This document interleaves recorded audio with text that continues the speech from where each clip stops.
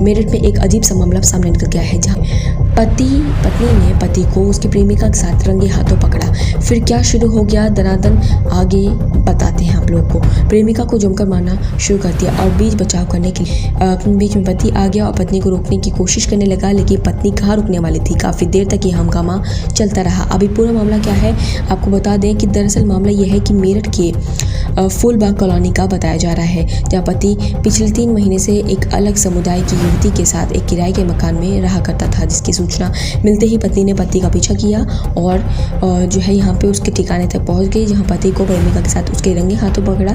फिर क्या था, पति को उस प्रेमिका के साथ देखकर पत्नी का गुस्सा 7वें आसमान पर पहुँच गया। प्रेमिका के साथ हाथापाई हुई और जिससे कॉलोनी में हंगामा हो गया। कॉलोनी के लोग भी आ गए और तेजी से लोग मामले को शांत कराया। बताया जा रहा है कि सूचना पर पुलिस की मौके पर पहुंच गई थी। स्थिति को थाना क्षेत्र में एक वीडियो प्रकाश में आया है, जिसमें कुछ मारपीट की वारदात ऐसा लग रहा है कि परिवारीजन आपस में ही एक ही परिवार के लोग, तो उसको हम संज्ञान में लेकर उसकी जांच कर रहे हैं, आवश्यक विधिक कार्यवाही। अगली खबर आप लोग सामने है कि दिल्ली मेट्रो में फिर से लड़ाई का मामला सामने निकल गया है। अब इस लड़ाई में एक और चीज़ बता दीजिए आप लोगों को कि 2 औरतें हैं, 2 लड़कियां हैं, जो आपस में दोनों बाल खींच के लड़ाइयाँ कर रही हैं, जिन्हें रोकने की प्रयास भी करते हैं अगल बगल वाले लोग, लेकिन वो लोग रुकते नहीं हैं। आप देख सकते हैं वीडियो क्लिप।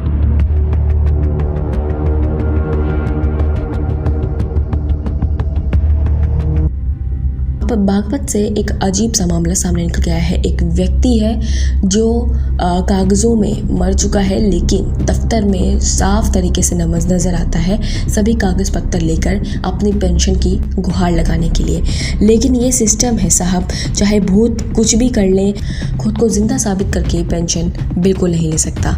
ये कोई मजाक नहीं है, बल्कि उत्तर प्रदेश के बागपत की एक ऐसी घटना है जिसके बारे में जिसने भी सुना उसके होश ही उड़ गए हैं। मामला बागपत के थाना रमाला का है, जहां के निवासी राजेंद्र शर्मा जब हाथ में आधार कार्ड, फोटो और मेडिकल रिपोर्ट्स लेकर डीएम दफ्तर अपने जिंदा होने का सबूत लेकर पहुंचे हैं। वहां खड़े होकर मीडिया से वो बोल रहे हैं कि जिंदा हूँ, मैं जिंदा हूँ साहब, सांस ले रहा हूँ, देख ही रहा हूँ।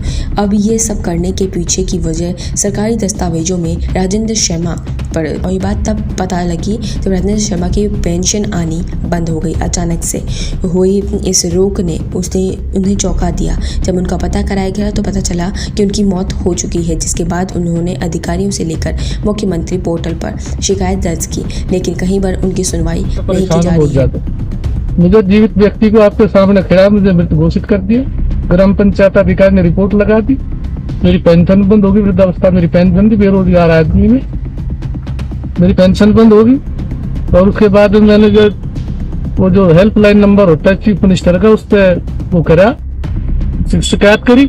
तो वहां से समाज कल्याण विभाग ने आख्या भेजी कि ग्राम पंचायत अधिकारी की रिपोर्ट पर राजेंद्र शर्मा की पेंशन रोक दी गई है, इसलिए किरण सिंह निवासी बिजरोड़ की पेंशन बंद कर दी गई। अरे नहीं। ये देखिए, ये बड़ा तमाचा, करारा तमाचा, और ये कोई रोड साइड वाली लड़ाई नहीं है। तो बता दें आप लोगों को, कभी चंबल के बाकी रहे पान सिंह तोमर की नातिन है, जिसका करीब 1 मिनट 1 सेकंड का वीडियो सोशल मीडिया पर तेजी से वायरल हो रहा है। आपको बता दें कि पूरा मामला उत्तर प्रदेश के झांसी का है, जहां बिजली मीटर बदलने पहुंची टीम के जेई ने पहले सपना तोमर, जो कि पान सिंह तोमर की नातिन बताई जा रही है, उनकी बहस हुई और बहस ऐसी बढ़ी कि उसने आओ देखा ना ताओ सीधा जेई के करारा तमाचा रसीद दिया।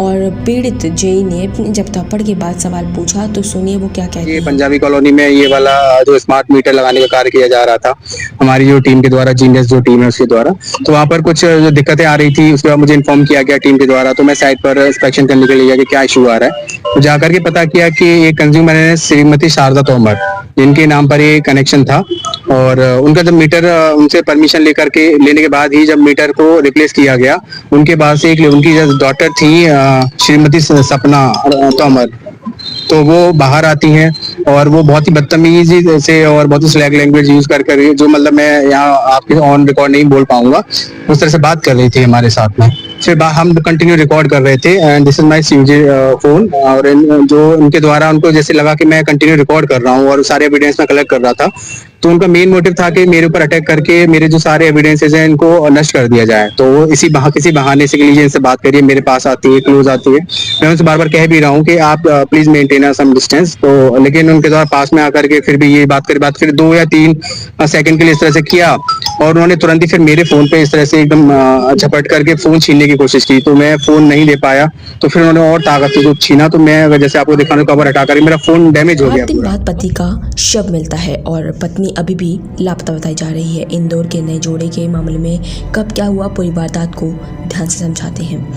दरअसल ये मामला जो इंदौर का था, इंदौर के जिस जोड़े को लेकर रहस्यमय स्थितियां पैदा हो रही थी, उसे लेकर क्या क्या सामने आ चुका है आपको बता देते हैं। 22 जून से लेकर अब तक के बीते 12 दिनों में मामले में कब क्या हुआ, इस जोड़े का आखिरी फ़ोन कॉल कब और पुलिस को क्या क्या पता चला है इस मामले में, वो सारी जानकारी इस वीडियो में समझाते हैं एक एक करके।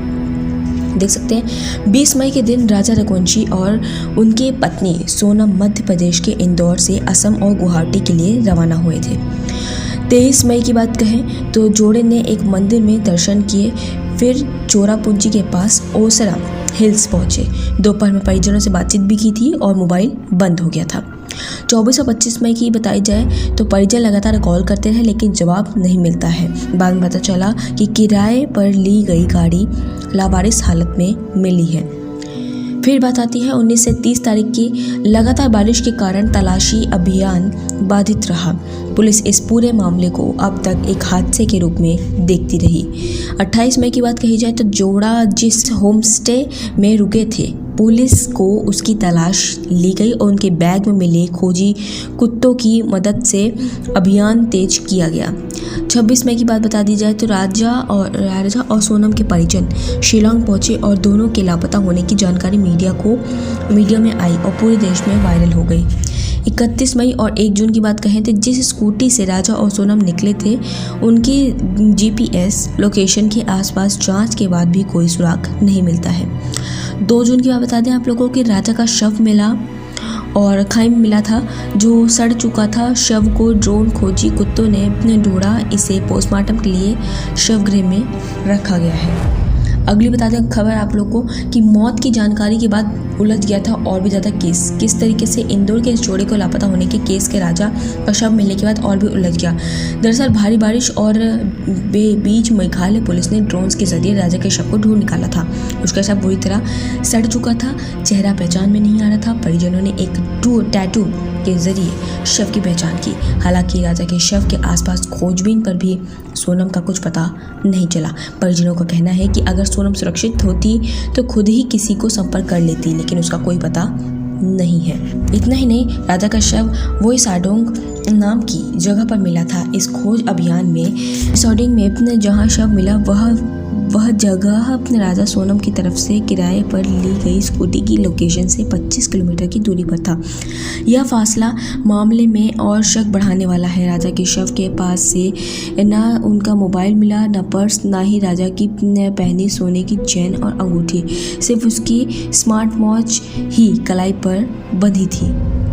राजा की पोस्टमार्टम में क्या निकल के आया बता दें आप लोगों को। राजा की पोस्टमार्टम में निकल के आया है कि शरीर पर धारदार हथियार से वार करके निशान मिले हैं। लाश को खाई में फेंकने से शरीर की हड्डियां भी टूट गई थी। घटनास्थल से ही राजा के माल हथियार डाव भी मिला था।